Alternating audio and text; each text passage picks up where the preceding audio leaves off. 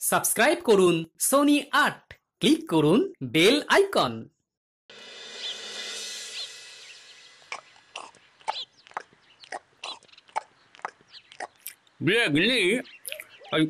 মুড়ির সাথে ঝুড়ি ভাজার কোনো তুলনা হয় না। অনেকদিন তো ছুটি কাটালে, কালকে থেকে রাজবাড়ি যেতে হবে, খেয়াল আছে? তা আছে বই কি। এই দেখো মুড়ি শেষ, দাও দেখি আর দু মুঠো। গেল গেল গেল রে, এই কে রে কে রে? আরে হাউই দিক বলে দাদুর বাড়ি চলে গেছে, পালা। দাঁড়া দাঁড়া। দাদু, এতে আমাদের কোনো দোষ নেই, সবই হাউইয়ের দোষ। কি করব বলো? ওরে কালী পুজো দীপাবলি এখনো আসতে দেরি আছে, তা এর মধ্যেই তোদের বাজি পোড়ানো শুরু হয়ে গেল। এটা তো অনুশীলন করছিলাম দাদু। তোদের অনুশীলনের ঠেলা এক্ষুনি একটা বড় বিপদ হয়ে যাচ্ছিল যে। আমরা আছি তো। ভাগ এখান থেকে, যত সব পাকা পাকা কথা।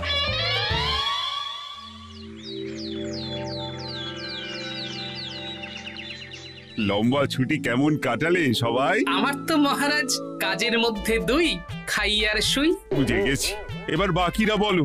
আমি তো দুর্গাপুজো লক্ষ্মী পুজোর পরে খুব ভালো হয়ে গেছি। বাবা, মা কালীর আশীর্বাদে আজ পশ্চিমে সূর্য উঠেছে নাকি?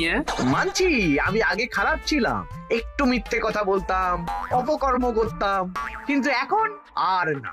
আমি আজ থেকে বদলে যাওয়া আমি। বেশ বেশ, খুব ভালো কথা। বাকিরা বলো। আমি এই লম্বা ছুটিতে শক্তিশালী আতশ কাজ বানিয়েছি। এর উত্তর লক্ষ্মী কাজ সূর্যের আলোকে একটা বিন্দুতে সংযোগ করে। সেই বিন্দুতে তাপ বেশি হয়, যা কাগজ বা কাঠকে সহজেই জ্বালাতে পারে। ছোট্ট একটা ভুল করে ফেললে বিজ্ঞানী। সামনে দীপাবলি, কালী পুজো, তুমি কোথায় আতশবাজি বানাবে তা না, তুমি আতশ কাজ বানালে। আসলে রাজজ্যোতিষী বলছিলেন কদিন ধরে হস্তবিচার করার সময় হাতের রেখা দেখতে অসুবিধা হচ্ছে। তাই তুমি এটা আমার জন্য নিয়ে এসেছো। এই নিন রাজজ্যোতিষী, আপনার উপহার।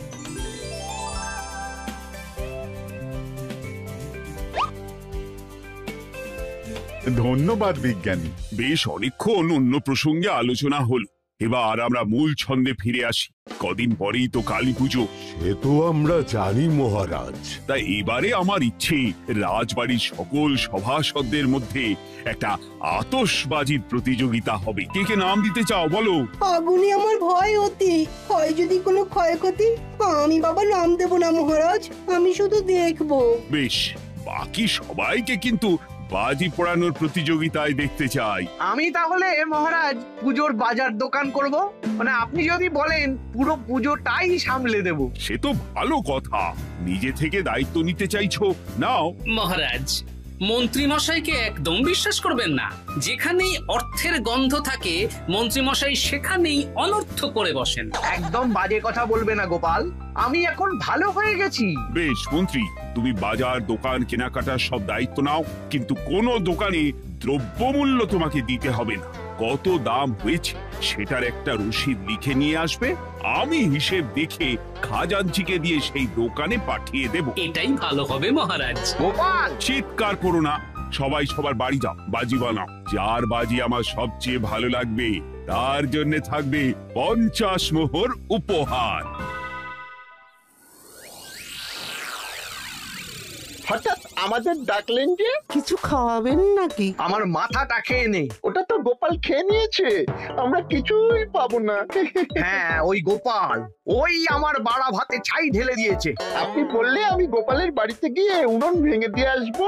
না জ্বলবে উনুন, না হবে ছাই। না না না, অন্য কিছু জ্বালাতে হবে। গোপাল তো এবারে ওই কালী পুজোয় বাজি পুড়িয়ে বাজি মাত করে দেবে। তা আমরা কি করব? তোরা ওই গোপালের বাজি কালী পুজোর আগেই পুড়িয়ে দিবি, যাতে বেটা কেঁদে কুল না পায়। এ তো খুব চাপের কাজ।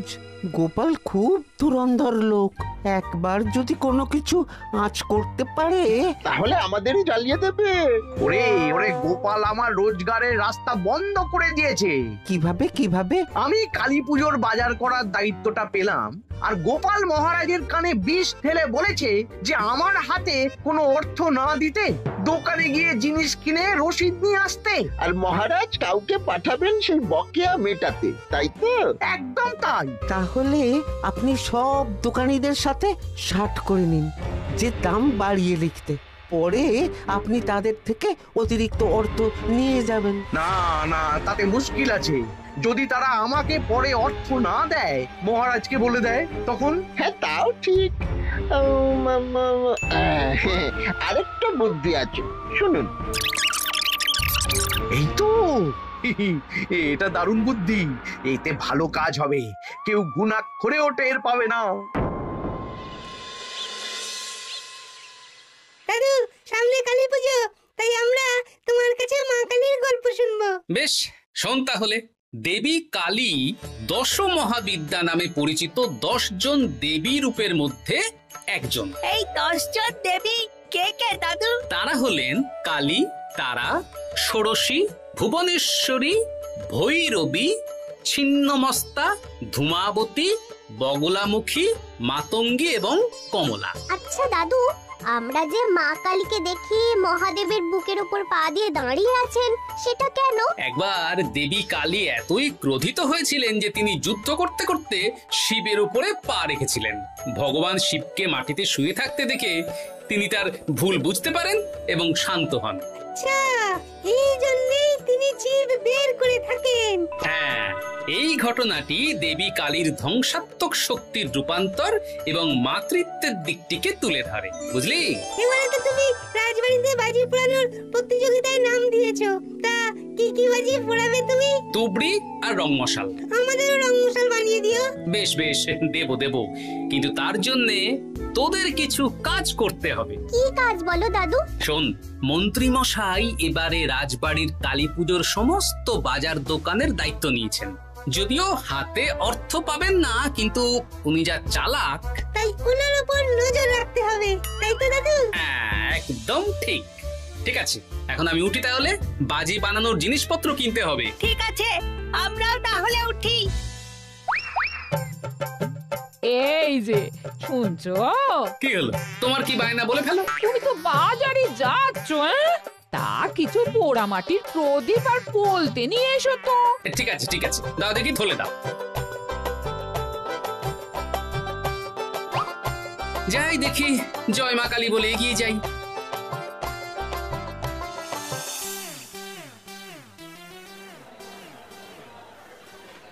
শোনো, আমার কয়েকটা জিনিস লাগবে, বুঝলে? কি কি লাগবে বলো? ওই লৌহ চূর্ণ, গন্ধক, সোরা, মাটির হাঁড়িগুলো তো মৃৎশিল্পী ভাইয়ের কাছ থেকে পেয়ে যাব। আচ্ছা, কোনটা কত কত পরিমাণে লাগবে একটু বলো। কাগজে লেখা আছে, এই দেখে দেখে দিয়ে যাও। হ্যাঁ, আর বেশ কিছু প্রদীপের সলতে দিও। আচ্ছা, দিচ্ছি।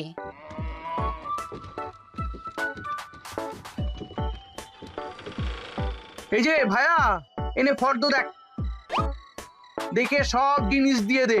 তা আপনার বাড়িতে কোনো অনুষ্ঠান আছে নাকি? তোকে আম খেতে বলেছি, আম খা, আঁটি গুনিস না। একদম 1 নম্বর জিনিস চাই, রাজবাড়ির কালী পুজোর জন্য যাবে। আচ্ছা, তাহলে আমি রাজবাড়িতে পৌঁছে দেব। অত উপকার করতে হবে না, মাল বাওয়ার জন্য আমার 2 জন পালোয়ান আছে, গরুর গাড়ি আছে, ওরাই নিয়ে যাবে। তুই শুধু একটা পাকা রসিদ বানিয়ে আমার হাতে দিস, মহারাজ তোর পাওনা মিটিয়ে দেবেন। ঠিক আছে, আমি সব দিচ্ছি।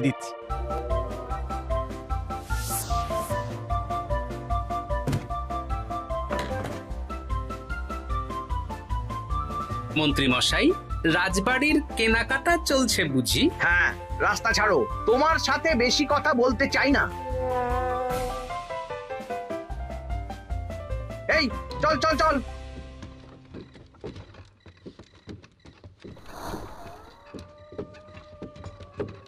এই মন্ত্রী মশাইয়ের কেনাকাটা হয়ে গেল, কিন্তু রাজবাড়ির রাস্তা তো বাঁদিকে, তা মন্ত্রী মশাই ডান দিকে গেলেন কেন? ডান দিকে তো ওনার নিজের বাড়ি। চল নজর রাখি, দৌড় লাগা। এ বটা ঘটা, কিছুক্ষণ পর নগেন আসবে, ও সব নিয়ে যাবে। ওই তো একটা লোক এসেছে। ওর নামই নগেন। ওর পাশের রাজ্যে একটা পাইকারি মুদিখানার দোকান আছে।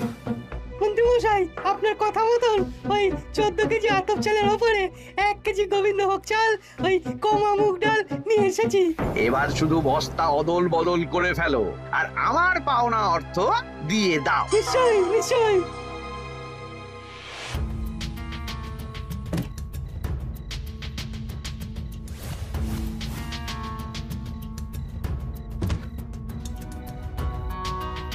এই নিন মন্ত্রীমশাই, আপনার পাওনা। কালকে সকালে তোমাদের রাজ্যের যে দশকর্মার দোকানদার আছে না, কি জানো নাম? আরে তোমার দোকানের থেকে 3-4টে দোকান পরেই যে বসে। পরান পরান। হ্যাঁ পরান, ওকে পাঠিয়ে দিও কেমন? এই নাও ফর্দ।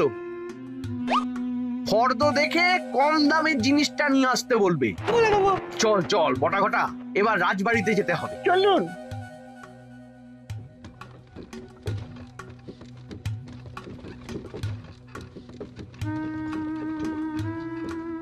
ওরে বাবা রে বাবা, মন্ত্রী মশাই কি চতুর! ব্যাপারটা গোপাল দাদুকে জানাতেই হবে। হ্যাঁ হ্যাঁ, চল চল।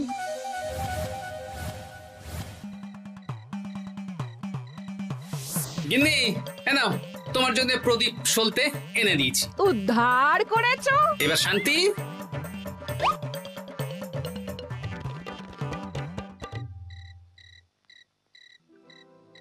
দাদু দাদু, কি রে? সর্বনাশ হয়ে গেছে। কেন রে, কি সর্বনাশ হয়েছে? একটু আগে তো মন্ত্রী মশাই মুদিখানার সমস্ত মালপত্র নিয়ে নিজের বাড়ির সামনে এলেন। তারপর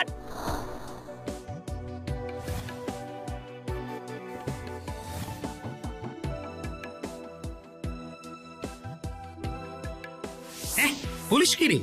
আমিও ঠিক সময়ে মন্ত্রীর পর্দা ফাঁস করব। এখন তাহলে আমাদের ঠিক খাবার খাও। কি খাবি বল? ভোলা মায়ের দোকানে সরপুরিয়া। বেশ, চল তাহলে। সব মুদিখানা রাজবাড়ির ভাড়ার ঘরে ঢুকিয়ে দিয়েছি। এই নিন মুদিখানার হিসেবের রসিদ। তোমার উপরে ধকল যাচ্ছে বলো? না না, মা কালীর সেবা করার সুযোগ পাচ্ছি, এতে আবার ধকল কিসের? এ তো আমার পরম সৌভাগ্য মহারাজ। ঠিক আছে, কালকে তাহলে রাজসভায় দেখা হবে। এখন এসো, আমি খাজাঞ্চিকে পাঠিয়ে মুদির দোকানে অর্থ পাঠিয়ে দেব। আচ্ছা মহারাজ, এরপরে দশকর্মার বাজার আসবে কালকে। বেশ বেশ। এই নাও ভোলা। আচ্ছা, তুমিও তো সরপুরিয়া খেতে পারতে। আরে আমি তো হামেশাই খাই। বাচ্চাগুলো খেতে চাইলো তাই নিয়ে এলাম। চলি হে। হ্যাঁ এসো। শোন, তোরা একটু খেয়াল রাখিস মন্ত্রী মশাই পাশের রাজ্যের কোন কোন দোকানির সাথে দেখা করে মালপত্র অদল বদল করছে। আচ্ছা দাদু, ঠিক আছে।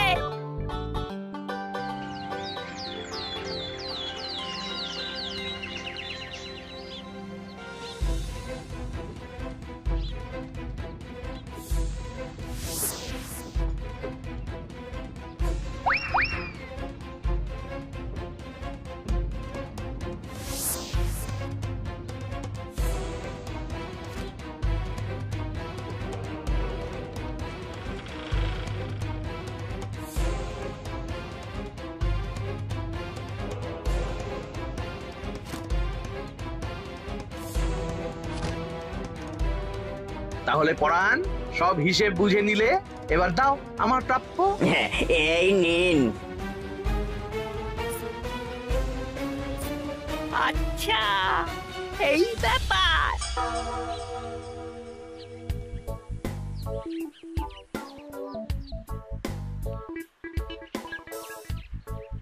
একটু আগে পরাণ বলে একজন পাশের গ্রামে দশকর্মার দোকানদার এসেছিলেন। জিনিসপত্র অদল বদল হয়ে গেল।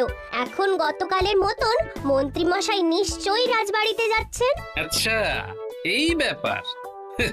ঠিক আছে, আজকেই রাজসভায় গিয়ে ব্যাপারটা জানাতে হচ্ছে।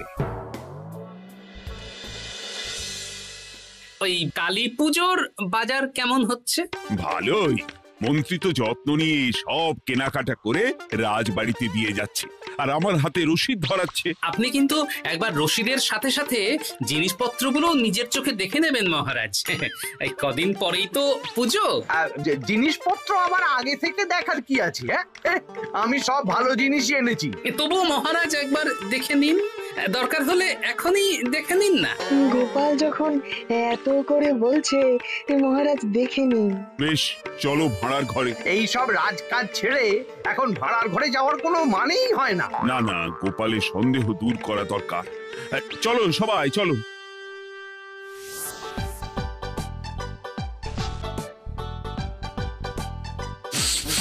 বাহ, বেশ ভালো গন্ধ।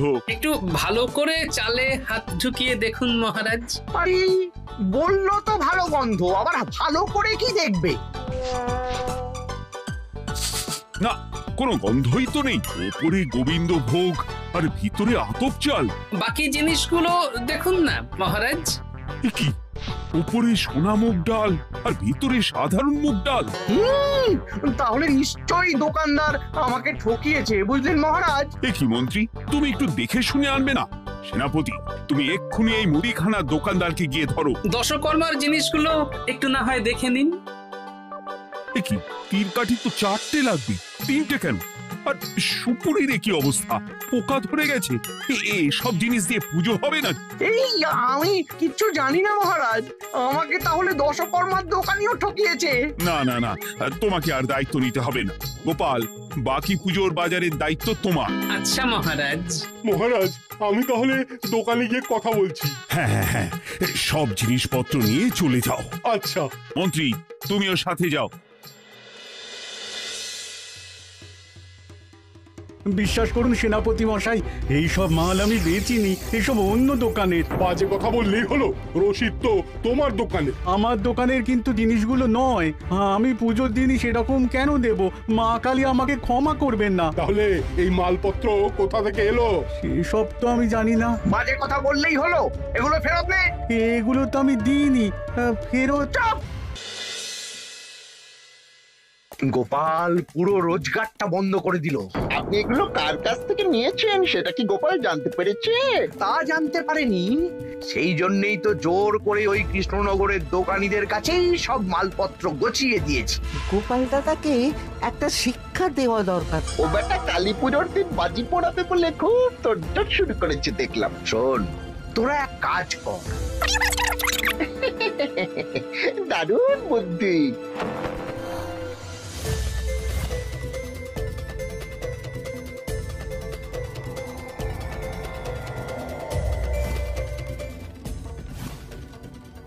এই চোর চোর চোর, আমার আতস কাঁচটা নিয়ে পালিয়ে গেল। চোর চোর।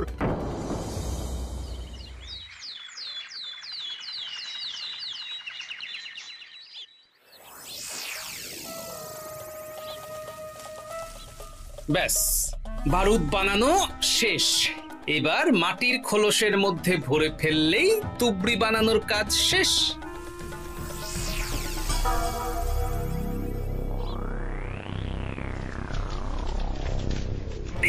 চলে গেল চলে গেল, চা সব বারুদ চলে গেল। হায় হায় হায় হায়, কি হলো রে বাবা? একে বারুদ কিভাবে জ্বললো? এখানে তো আগুন নেই। সেটাই তো বুঝতে পারছি না, কত বড় সর্বনাশ হয়ে গেল গো। সর্বনাশ তো হবেই গোপাল, তুমি মহারাজের কাছে আমার নামে নালিশ ঠুকেছো, আর ভগবান তার শিক্ষা দিয়েছে। কি বটা, তোর হাতে আতস কাজ কি করে এলো? তার মানে তোরা আতস কাজ দিয়ে কিচ্ছু প্রমাণ করতে পারবে না গোপাল। বেশ, মা কালী আছেন, ঠিক সময়ে ঠিক জিনিস প্রমাণ করব।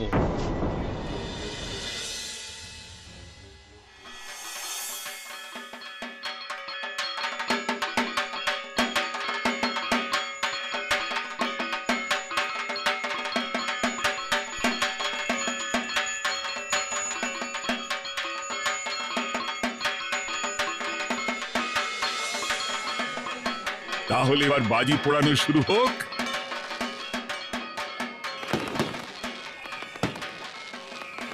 বাহ বাহ, কই গোপাল, এবার তুমি এসো।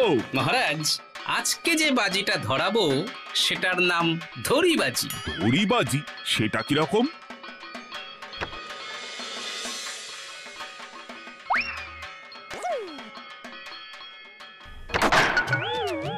এ কি মস্করা করছো? এ তো হাঁড়ি থেকে কাগজ বেরোলো। এবার এই কাগজগুলোর মধ্যে কয়েকজন লোকের নাম লেখা আছে, সেগুলো আপনি পড়ুন মহারাজ।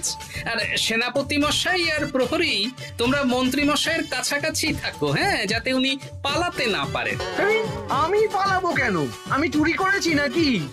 পরাণ মণ্ডল পাশের গ্রামের দশকর্মা দোকানদার। এই সেরেছে, এই এ কি করে এলো? আমি নিমন্ত্রণ করেছি। এবার পরাণ, পুরো ব্যাপারটা বলে ফেলো দেখি, নইলে তোমার ব্যবস্থা নেওয়া হবে। মহারাজ, মন্ত্রীমশাই আমার কাছ থেকে খারাপ জিনিস কিনেছেন ভালো দশকর্মার জিনিস দিয়ে, আর আমি মন্ত্রীমশাইকে তার বদলে মোহর দিয়েছি। এসব বাজে কথা। পরের নামটা পড়ুন মহারাজ। নগিন পাশের গ্রামের মুদি। মহারাজ, এই মন্ত্রীমশাই আমার কাছ থেকে ওই চাল ডাল সব পুজোর মুদিখানার জিনিস কিনেছেন। ওই গোবিন্দভোগ চাল বেচে আতপ চাল কিনেছেন। এই সবের বদলে আমি মন্ত্রীমশাইকে মোহর দিয়েছি মহারাজ। মন্ত্রী, তার মানে তুমি এসবের পিছনে দায়ী আর ভালো মানুষ সাজার অভিনয় করছিলে? আমি কিচ্ছু জানি না মহারাজ, বিশ্বাস করুন। চুপ! আরো আছে, রাজ্যোতিষীর আতস কাজ মন্ত্রীমশাই বটা ঘটাকে দিয়ে চুরি করিয়েছেন, এবং সেই আতস কাজ দিয়েই আমার বানানো বারুদ বটা ঘটা জ্বালিয়ে দিয়েছে। সেটা অবশ্য আমি এখন প্রমাণ করতে পারবো না। আর প্রমাণ করতে হবে না। সেনাপতি, মন্ত্রীকে এক্ষুনি কারাগারে ভরো। ক্ষমা করে দিন, ক্ষমা করে দিন।